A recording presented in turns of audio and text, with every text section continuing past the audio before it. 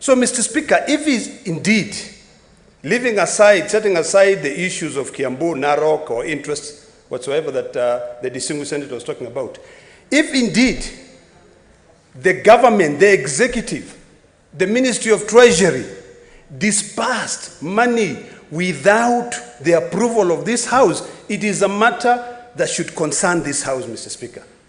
So when I rose here to request for that to be substantiated, the best, Mr. Speaker, that can help this House is for the distinguished senator to table the facts that Treasury has indeed released that money, so that it can be able to be part of the Hansard, that Treasury released money before this House approved that.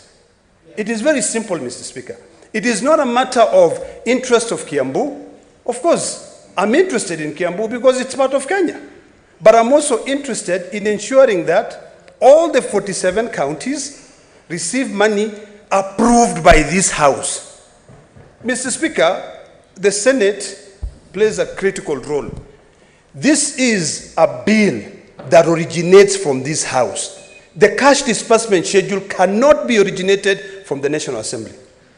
The division of revenue bill will be originated from the National Assembly. But when it comes to the issue of the cash disbursement schedule, it comes out of here because we are now dividing part of our 385 billion, which is going to the counties. So, Mr. Speaker, I'm rising on an issue of statement of fact and the importance of ensuring fiduciary to the rule of law.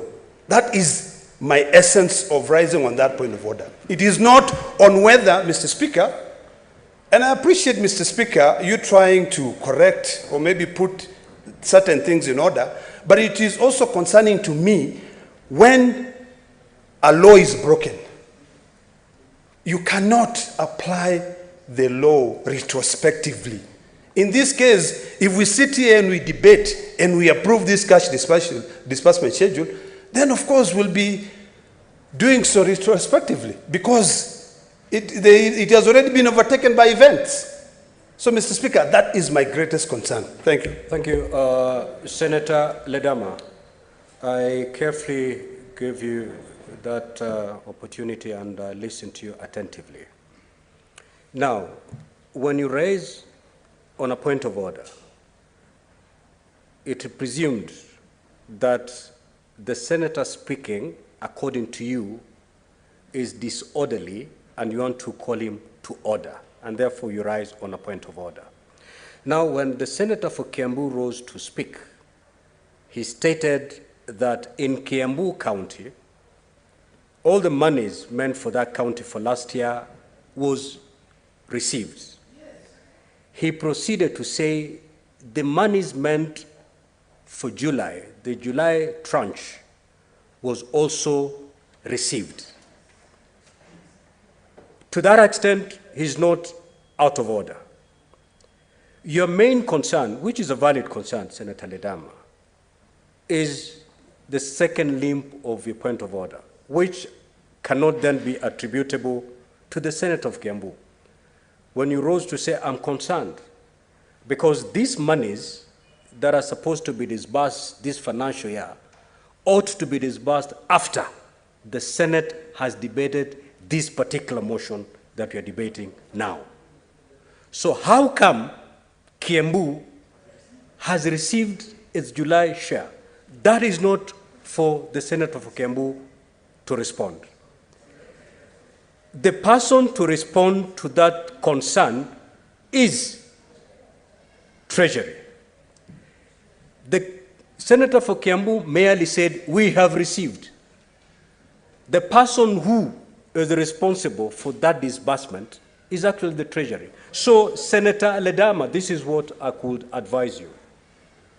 You can, now that you have been told that Kiambu has received its disbursement for July, which disbursement can only have come from the Treasury, and according to you, it ought not to have done that until Senate has debated this matter, then you can bring that matter to the door of Treasury. Senator Ledama, I am making my observation and giving directive in this matter. You know you cannot debate the chair. So my advice to you, Senator Ledama, having noticed from Kiambu that it has received its share for July, before Senate has debated this matter, take this war straight to where it lies, Treasury. Senator Ledama, so you can do that by way of seeking a statement to ask Treasury, why did Treasury release these monies before the Senate debated it? That cannot be handled by the Senator for Kiambu. It is so directed, and we move in that manner. Senator for Kiambu, proceed. Proceed. Senator Mogeni, what is the point of order? And Senator Mogeni, I will refer you to standing, before you make your point of order, I will refer you to Standing Order 121 and 122.